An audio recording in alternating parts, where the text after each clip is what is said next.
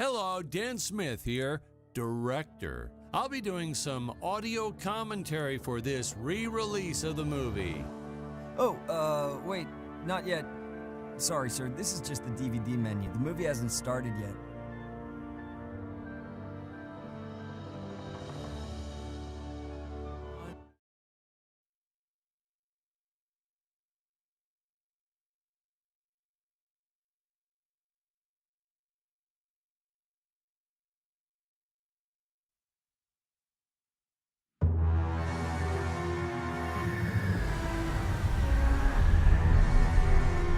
Hello, Dan Smith here. I directed this film back in, well, it feels like a century ago. Yeah. The studio asked me to provide a commentary track for the DVD release. And wham! Straight into the action. No fluff or anything. That's what we did back then. Crash-landed ship. Out pops our hero, the fearless Dick Starspeed.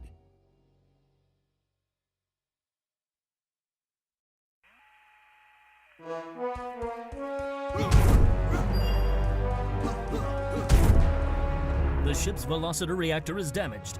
I believe that I am stranded on an alien planet. Played, of course, by actor Jonathan Digby.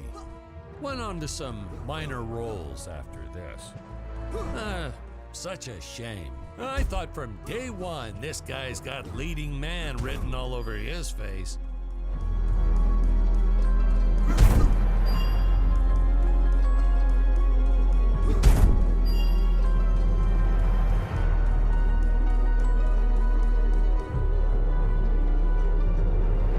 Greetings, citizens of Gravoria. I am Dick Starspeed, and I come in peace.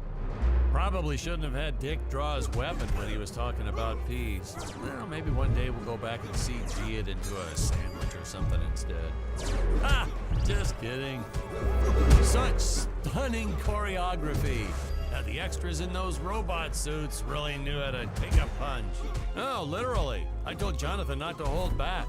Give it all to him. Kick him in the nuts and bolts.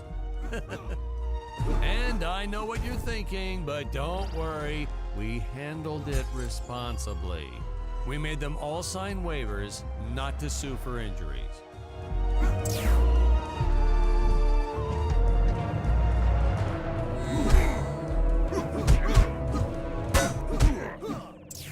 Holy smokes!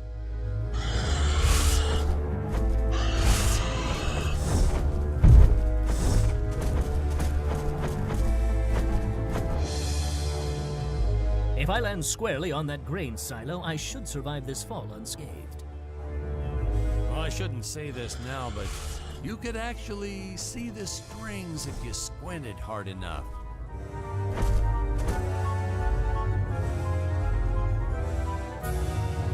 A screenwriting trick from back in the old days. You put a grain silo or some haystacks down and it solves all your gravity-related problems.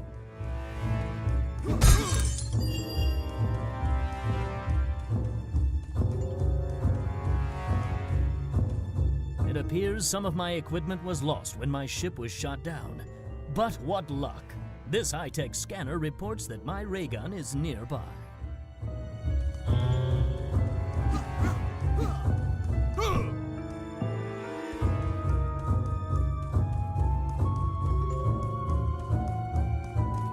Oh, the dinosaurs! You just don't see quality stop motion like this anymore, do you? Someone actually sat there and moved them, frame by frame. Today, it'd be done with computers, but where's the artistry in that?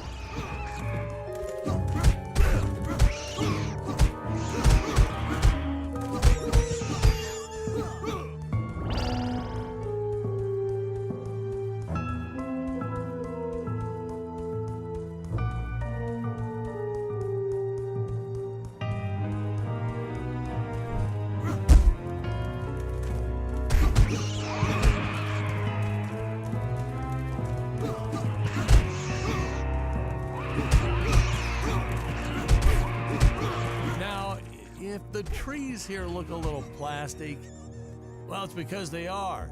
I took them from the set of my last film, Vampire Island 2.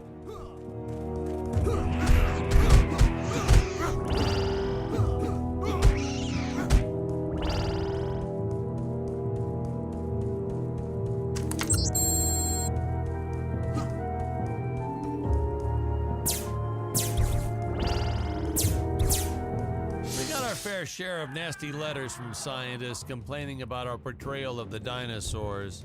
Was news to me. Apparently these stegosauruses weren't meat eaters. Must have preferred shellfish or something. Wow, how do they know? That's what I say.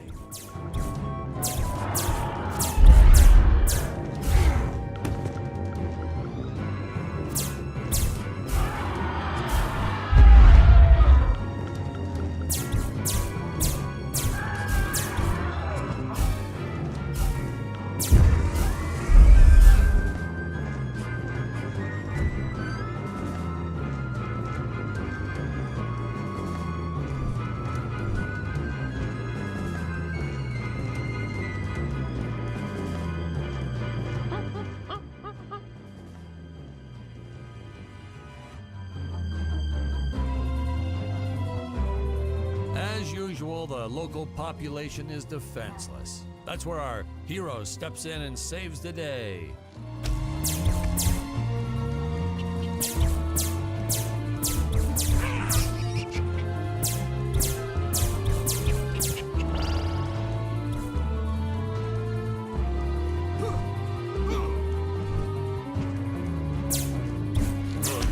We put Jonathan through a lot shooting this film.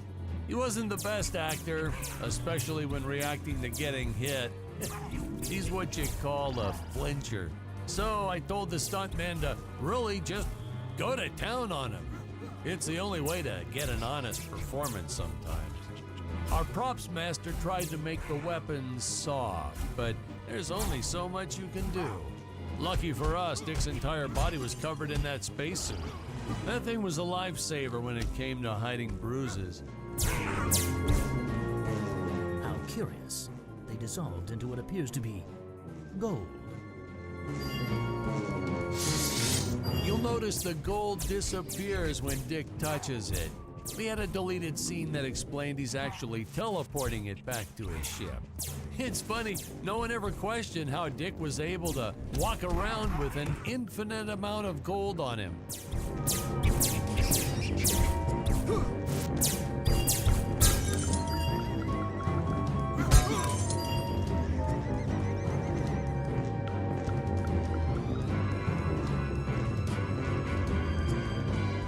To redo these shots. Our first attempt was kind of a disaster. We tried using real apes, thought it'd cut down on the costume budget a bit. But have you ever tried working with apes? They are the worst actors ever.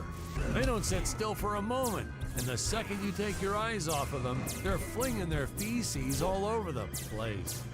Jonathan refused to work with them after he got well, let's just say that he had to take more than a couple of showers one day. You know, you never forget the smell of monkey poo. We steam cleaned the studio top to bottom. Still never got rid of it entirely.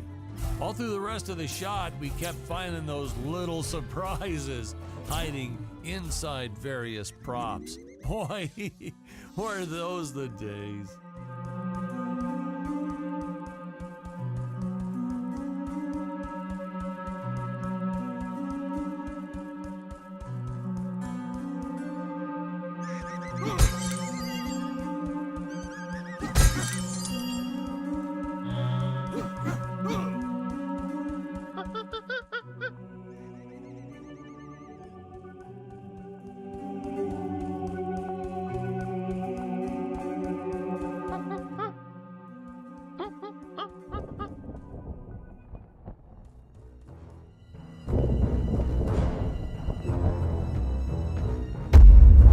Some really top-notch stop-motion effects, huh? Unfortunately, we skimped on the Dick Starspeed puppet a little. The Earthman is not for you to eat, fiend! This was groundbreaking.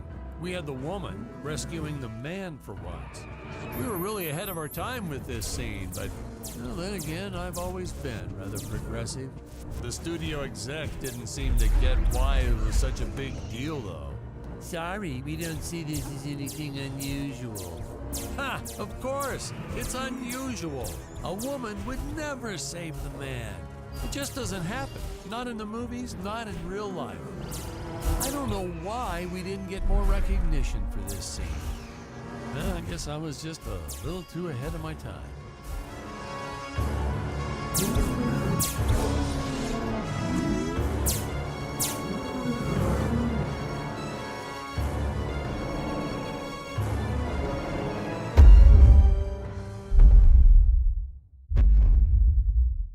Thank you for saving me, strange woman.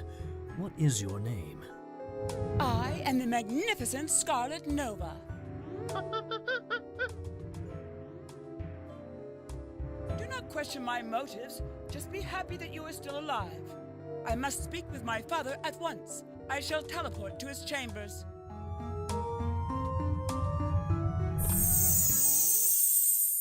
So we'll be seeing our first example of teleportation being used by Scarlet right here. Huh?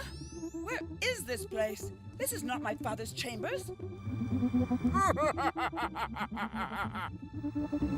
You have disobeyed me for the final time, Scarlet. Enjoy an eternity in the Tower of Eternal Solitude. For all eternity! Ha! The old fool did not notice I am wearing my jetpack. Boost. Wait. Use booster. Survive deadly fall.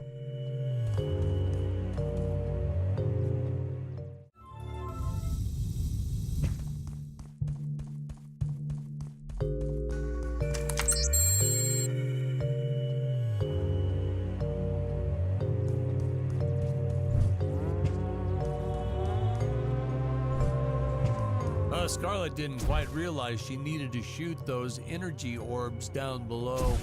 Keep in mind, Stacy was doing this on a soundstage, okay?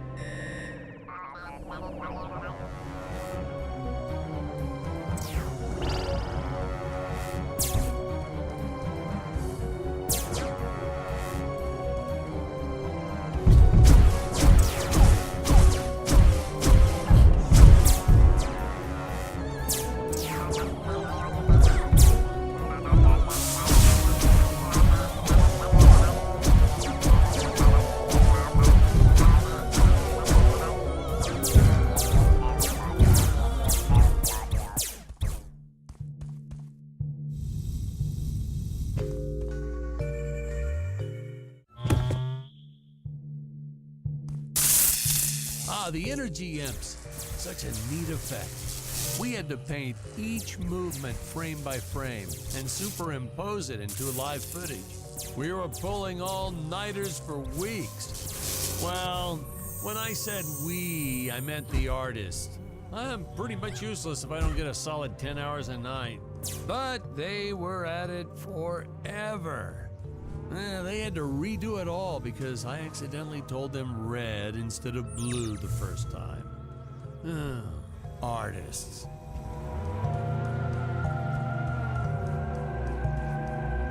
Curses! My father revoked my access to the teleport terminals. I shall only be able to utilize the ones I activate manually.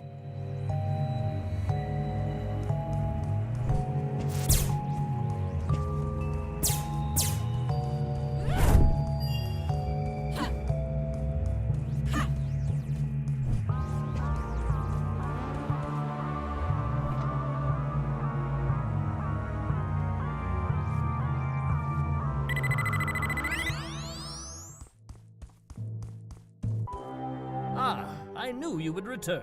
Puny Earthman, you shall help me overthrow the Emperor. Why would you turn against your own father? How do I know I can trust you? Ah, this scene.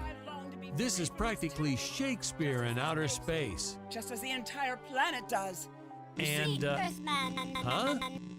Patrick, what's wrong with the video? Sorry, sir. Technical problems. Darn it, we're missing some really good writing here. There. Sorry about that. Well, we just passed right by her big scene. Basically, they agree to work together, but one must stay behind in the sleep chamber at all times. Should I rewind? Never mind, I'll continue from here.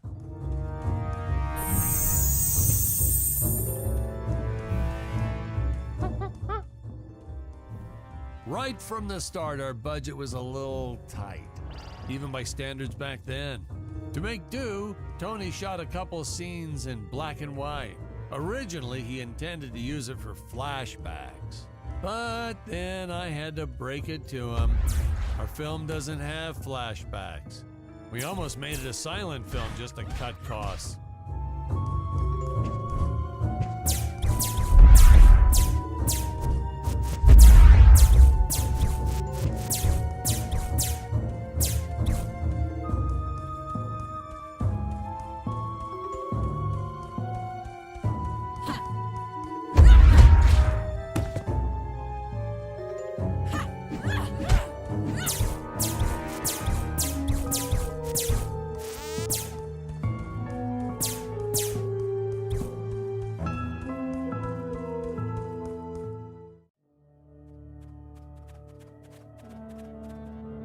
It would appear that now is the time for us to climb the deadly Tower of Monsters.